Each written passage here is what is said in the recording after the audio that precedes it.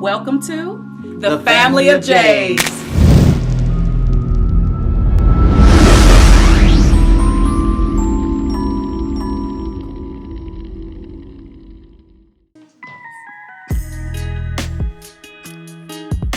Say hey. Hey.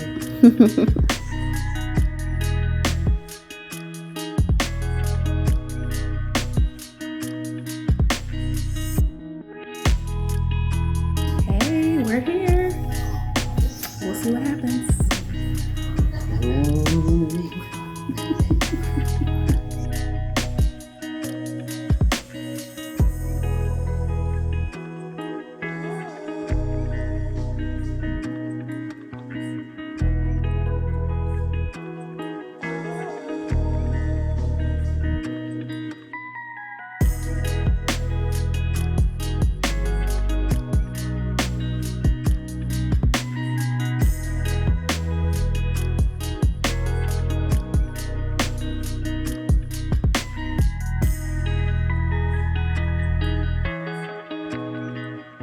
Continue to have sex tonight and tomorrow. Okay. Then we'll have you resting here for about 5 minutes. Okay. Okay, and I'm going to pull out the footy for your legs now. All right. So we'll have you just kind of relaxing here. Okay.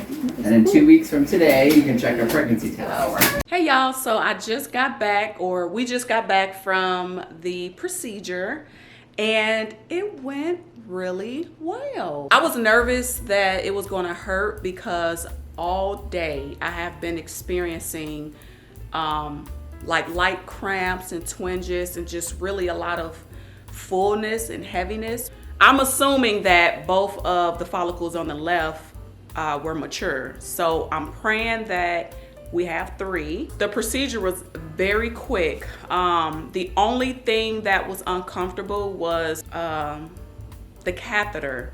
So inserting the catheter didn't hurt, but I did see other women say that they could feel like where they have to put the catheter all the way up to your uterus where it kind of bumps it. And that's when I kind of did like a little jump, like a little jerk. And I was like, ooh, I felt that. And they was like, yeah, the procedure has started. I was like, okay. I already knew that, but it still caught me off guard. Dr. Haas, he was great. He was very gentle. Your cervix is already open because you're ovulating. The catheter can just go straight through. I was aware that he had to do that to make sure that he was all the way at the top. So other than that, it was quick. It was almost painless. But yeah, it was a really good experience. I sat there for a little over 15 minutes before I got up and put my clothes on. The staff, they're very nice. They're very friendly. He was in and out, one and done. I'm so excited. This really gives us hope. And so I think that's what our problem was. I just think a lot of his sperm was dying off and wasn't even making it to my uterus. With us doing the IUI, I feel like that's going to give us a higher chance of the sperm getting to where it needs to be and then fertilizing the egg. I am officially in my 2-week wait. I am going to test out the trigger shot. That way, when I am looking for a positive test for the real pregnancy, I'll know whether or not I'm really pregnant or if it's the trigger shot. Let me just show you guys really quick what it looks like. Yeah, let's go. All right, y'all, so this is what I'm going to be testing my trigger shot on.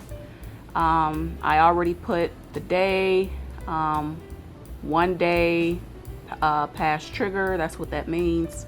The date, which is today, 8/21. The time, I did it this morning, so I'll have to go back and put the time. And then the pregnancy test, as you can see, there is 2 lines. So now I have something to compare it to. And then negative or positive, I'll either put an N or a P. So I created this little document myself to kind of, test out my trigger. I do have more copies, so this sheet here would be probably my trigger test, and then I'll have another sheet when I'm actually testing for pregnancy. I'm going to test out the trigger shot for like a couple of days, and I'll come back on camera so y'all can see the progression. Y'all can see it going from dark to light, and then hopefully if I'm pregnant, from light to dark. We've been trying for a little over a year now, just trying to do it naturally, and nothing has happened. When we were trying on our own, like, I didn't even know if I could get pregnant. I'll probably touch bases with y'all in the next couple of days. Hey y'all, I just wanted to pop on here really quickly and let you guys know the progression. It has been a couple of days. It is a week from today. It has been approximately 7 days since I've taken my IUI procedure. I've been testing out my trigger shot so that when I take a real pregnancy test, I'll know if it's my body making the HCG or if it's from the trigger shot. All right, y'all, so I'm on cycle day 14, and as you can see, this was 1 day past trigger. This is the date that I took the trigger shot. No, I'm sorry, this is the date after the trigger shot, and I took it at 8:30 in the morning. And then on the 4th day, I noticed that the lines started to get darker, so that means that the trigger shot is leaving my body. Let's see, 5 days past trigger, it's getting lighter. 6th day, it's getting lighter. 7th, and I am on the 8th day today.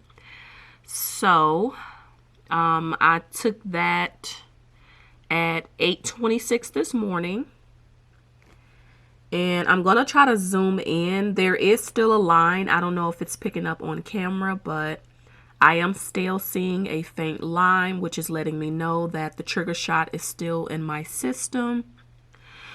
They say it takes about maybe 10 days for the shot to be fully out of your system, but I'm gonna go all the way to 14 days. What I'm looking for is to see if, if the line is going to get dark, light, and then progressively get dark.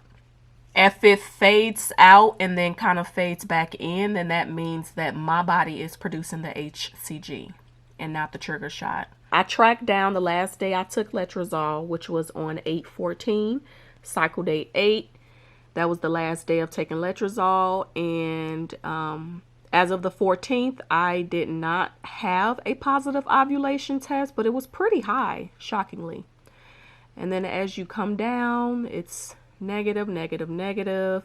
It gets negative until cycle day 14.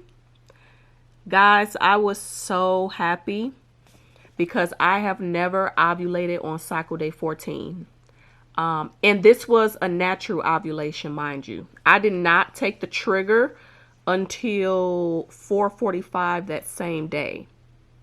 So this was my body's natural ovulation. And then as you can see, this is the trigger ovulation, where you pretty much see that there's a distiller. So I was really, really happy that I was able to naturally ovulate on my own before taking the trigger shot, because I heard that increases your chances. And I just kept testing to see.